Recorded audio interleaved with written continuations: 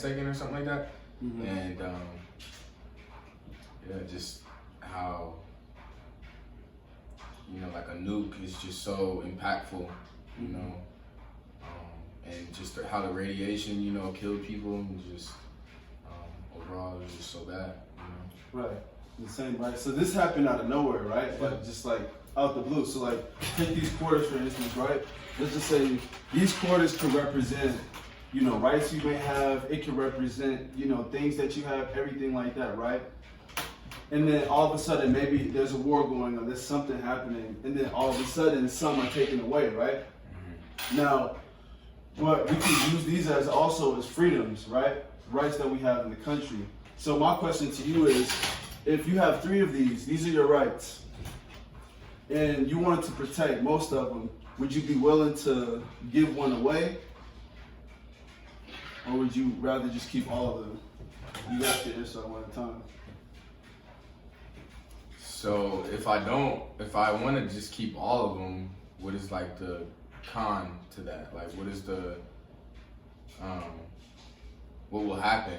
So like the con is that there is a greater possibility to lose all 3. And so to connect it more to what we're talking about in class, it's basically like this. Think about 9/11.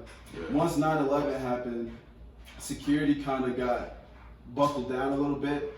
You know, it's harder to fly, it's everything like that. And then an act that was passed called the USA Patriot Act, which basically allowed CIA, FBI to like legally spy on us, like wiretap our phones and like anything that they felt that they were associated with any act of terrorism. So it's like our freedom of like privacy, like in a way we'll have to give it up to the government in order to, you know, preserve our safety, our security of a whole country. So that's why when you get back to the quarters, it's like, how much are you willing to give up to protect everything else as a whole? So like for me, like even before you said that, I was gonna give away 2 to secure that I have at least one. At least one? Yeah. And then hopefully some good come back in return from giving more than what I kept for myself. Right, so like connecting that to what we were talking about, you would rather like kind of be able to let the government be able to come into like our personal lives a little bit more just so they could like catch on to things, anything like that? I wouldn't technically say come into our personal lives, but I would help like try to figure out some stuff, but I wouldn't. I mean, people need privacy, you know what I mean? And that's part of their freedom. Right. So why take away that freedom Exactly. that we have? So.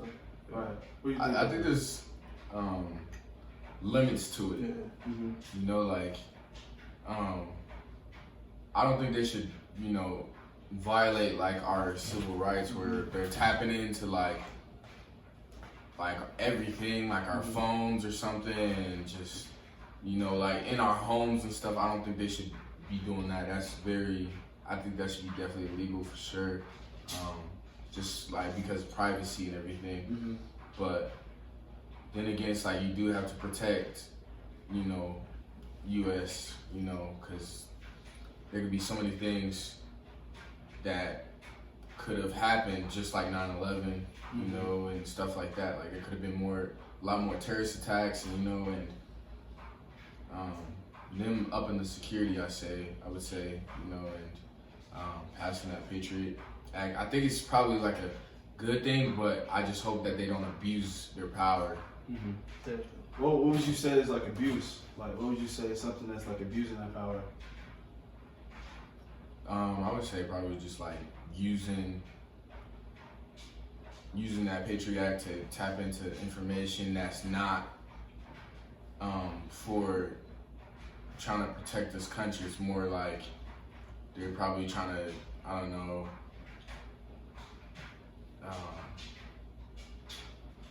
just see if something, I don't know, just privacy, you know, like just stuff like that. Just going back to that privacy conversation, I think just avoiding, not avoiding, like getting in people's privacy, I just feel like that would be crossing the line, or because there's some stuff other people don't want the government to know, and Exactly.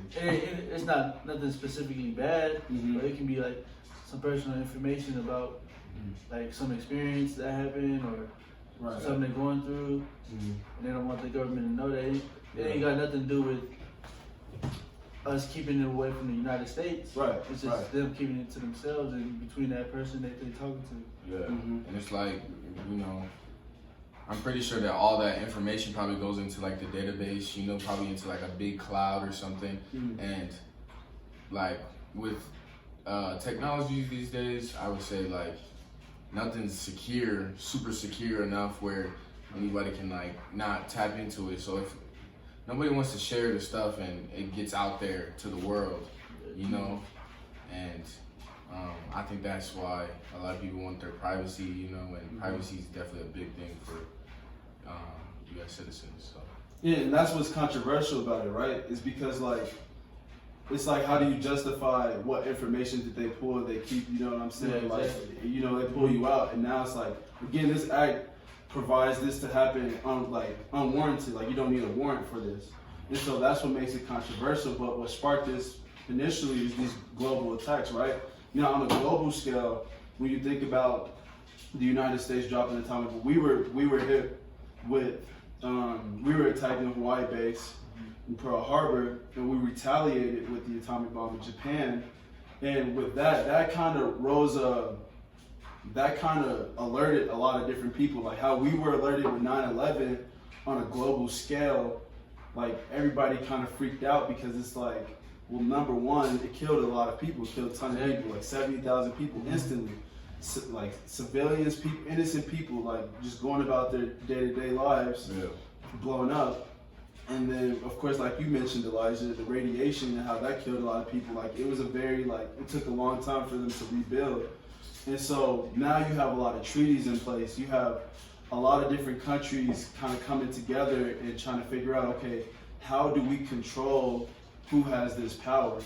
And so now it becomes a level of like, okay, are we using this for security, or are we using this as like threatening other people? You know what I'm saying? Yeah, for power. So it's like, would you rather, like, in your perspective, like, would you rather, like, kind of, as a country, if you were leading it, kind of spend more time kind of building a defense, or building, like something to go on the offense?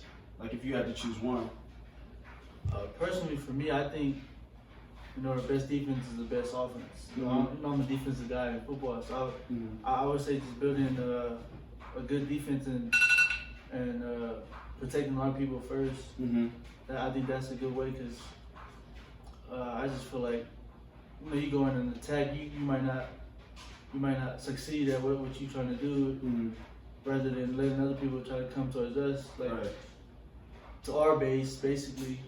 And just when we fighting at our base, it's more of a home field advantage. You know what I mean? Yeah, exactly. What about you, Elijah? I kind of say the same thing. Like for me, I'm defense perspective too as well. So you can't just have.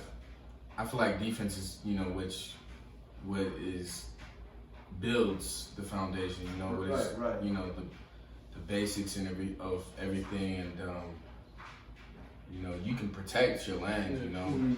But if you don't have no defense, you just have an offense. Like you can't have an offense without a defense. You can have a defense without an offense, if that kind of makes sense. But it's just kind of going back to like that security topic we were talking about.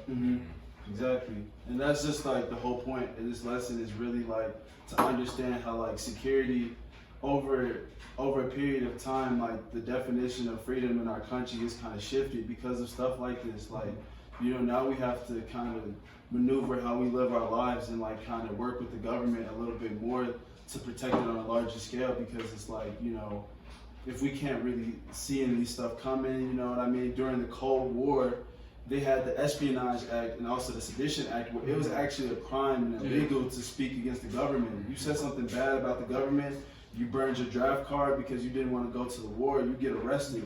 And so they did stuff like that, and it's like that became controversial because they felt like and it infringed on so many people.